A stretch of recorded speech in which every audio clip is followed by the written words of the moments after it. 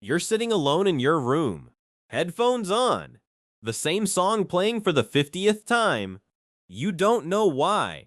You just need it. Now imagine a dog walks through the door. It tilts its head. Its ears shift. Something is happening inside that animal's brain. But what exactly? Does it hear music the way you do? Does it feel anything at all? That question seems simple. The answer will completely change how you think about music, animals, and what it means to be human. Here's what makes this uncomfortable. Humans treat music like it belongs to us. We use it to grieve, to celebrate, to fall in love, to survive the worst nights of our lives. No other sound does what music does to the human brain. We assume that's because we're special? We assume music is a uniquely human creation. But what if that assumption is completely wrong? What if music didn't start with us at all? What if we inherited it from something older, something wild, something that was singing long before the first human ever opened their mouth?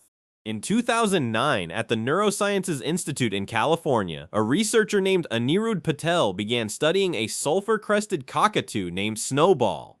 The bird could dance. Not randomly, not by accident. Snowball synchronized his movements to a beat. When scientists changed the tempo of the music, Snowball adjusted. He stayed in rhythm. He tracked the changes, and that single observation cracked open one of the most fundamental assumptions in science. Beat synchronization had always been considered almost exclusively human. Snowball destroyed that idea in front of a camera. But before we go further, we need to stop and define what music actually is. Because music is not just sound. Random noise is not music. Music has structure. It has patterns, timing, repetition, and expectation. Your brain is constantly predicting what note comes next. When music surprises you in exactly the right way, your brain releases dopamine. That chemical response is why a song can make you cry in your car for no logical reason.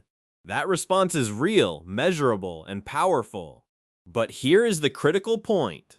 Humans did not invent structured sound.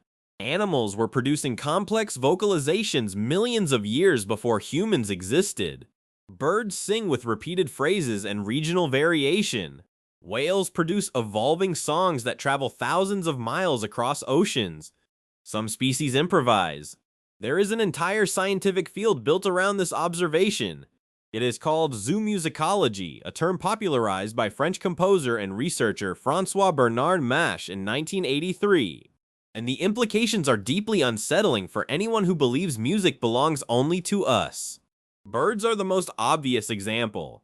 Young songbirds learn their songs socially, almost exactly the way human children learn language. They listen to adults. They imitate. They make mistakes. They improve. They eventually develop regional accents specific to their location. In 2014, researchers including David Rothenberg and colleagues published findings showing that bird songs frequently contain structures humans associate with music. Repetition, variation, rhythm, phrasing. Male birds often sing more complex songs during mating season. Not because complexity is required for survival, because females prefer it. Beauty itself appears to carry evolutionary value. And then there are the mimics. The lyrebird of Australia can reproduce the sound of a chainsaw, a camera shutter, a car alarm, and human speech with terrifying accuracy. In the 1780s in Vienna, Mozart owned a starling that reportedly mimicked portions of his compositions after hearing them. Think about that. A composer so recognizable that another species began copying his work.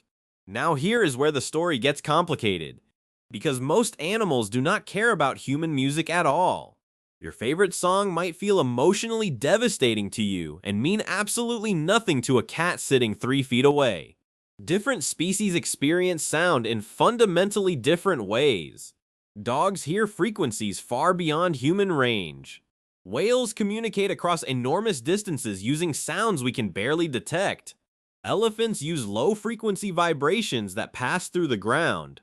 Human music is built around human biology. It may simply not align with the nervous systems of other animals. In 2009, psychologist Charles Snowden and cellist David Teye conducted experiments with cotton-top tamarins at the University of Wisconsin-Madison. Human music produced almost no reaction in the monkeys.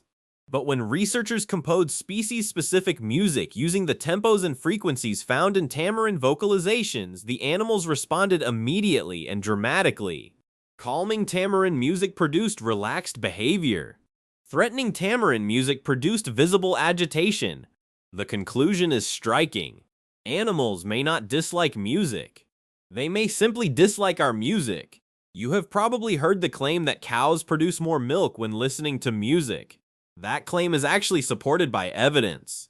Farm studies conducted over several decades show that calm music reduces stress in cattle, which under certain conditions improves milk production.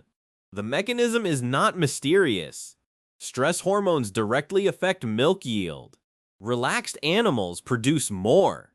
In 2001, researchers at the University of Leicester found that slower music around 100 beats per minute was most effective for dairy cows.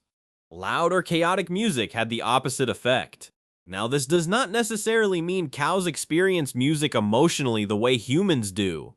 It may simply be a physiological response. But that distinction starts to blur quickly. Because even in humans, music works partly by altering physiology.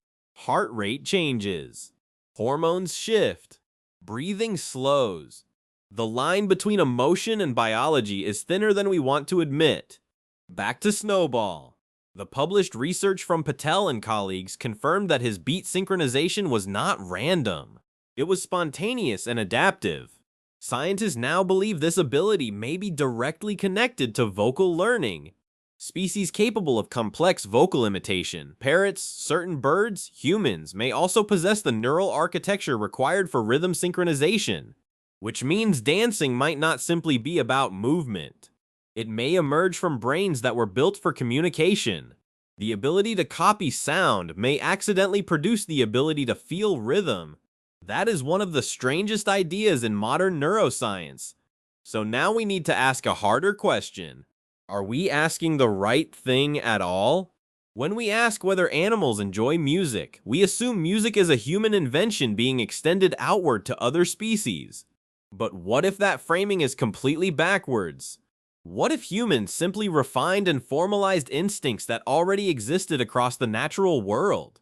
Rhythm is everywhere. Heartbeats, footsteps, rain, ocean waves. Birdsong already contained repetition and variation before the first human instrument was ever carved from bone or wood. Whales were composing and transmitting songs across entire oceans before humans discovered agriculture. The structures we call music may not have originated with us. We may have simply become very good at using them. So do animals enjoy music? The honest answer is this. Sometimes yes. Sometimes no. It depends entirely on the species, the sound, and the context. Some animals appear genuinely affected by certain sounds in ways that look emotional. Others ignore human music completely and respond only to sounds built around their own biology. A few species possess abilities that were once considered exclusively human. But the deeper scientists look into animal music, the less isolated humans appear from the rest of life on this planet.